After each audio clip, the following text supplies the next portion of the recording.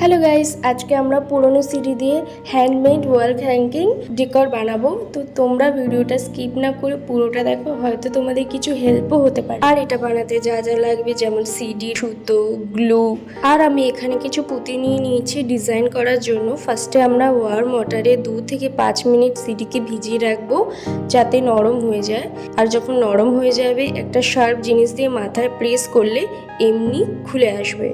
এতে আপনারা কাঁচির সাহায্যে ইজিলি ডিজাইন কাট করতে পারবেন। আমার এখানটায় মন লাগবে, তো আমি ফার্স্টে এখানে পেন্সিল দিয়ে ড্র করে নিচ্ছি, তারপরে কাঁচির সাহায্যে এটা কাট করে নেব। এখানে আমি দুটো মন বানিয়েছি দু সাইডের জন্য। তারপরে আমরা স্টার বানিয়ে নেব সেম প্রসেসে। ফার্স্টে আমরা পেন্সিল দিয়ে ড্র করে নেব। একটা আমি বানিয়ে রেখেছিলাম যাতে সেম সাইজের অনেকগুলো হয়। আমি এখানে 8টা 9টা লাগবে। তারপর আমি সুতোটাকে মেজার করে কাট করে নিচ্ছি। আমি এখান থেকে বড় থেকে ছোট করব, আপনারা আপনাদের পছন্দ মতন ডিজাইন করতে পারেন। এখানে আমি দুটো স্টারকে গ্লু লাগিয়ে এরকম সুতো অ্যাটাচ করে দিচ্ছি। তারপরে হচ্ছে ডেকরের বালা। আমি এখানে দুটো কালারের বিডস নিয়েছি, পিঙ্ক আর হোয়াইট। ফার্স্ট আমি পিঙ্ক, তারপরে হোয়াইট, এইভাবে আমি পুরো সাজাচ্ছিলাম। তোমাদের মতন তোমরা এক কালারেও করতে পারো। আমি এখানে দু সাইডের জন্য 2 রকম মুন ডেকোর করছি।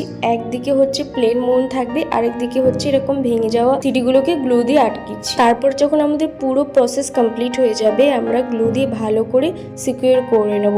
আর এটাকে ড্রাই হওয়ার জন্য 1 থেকে 2 ঘন্টা রেখে দেবো। ভালো করে ড্রাই না হলে এগুলো পুরো খুলে যেতে পারে। আরও এইগুলোকে ভালো করে সিকিউর করার জন্য আমি কি করেছি, সিডিটাকে হোল করে দিয়েছি যাতে ওখান থেকে আমরা সুতোর গার্ড বাঁধতে পারি। ভালো করে আমরা টাইট করে গার্ড বেঁধে নেব যাতে আমরা ঝুলে রাখলেও পড়ে না যায়।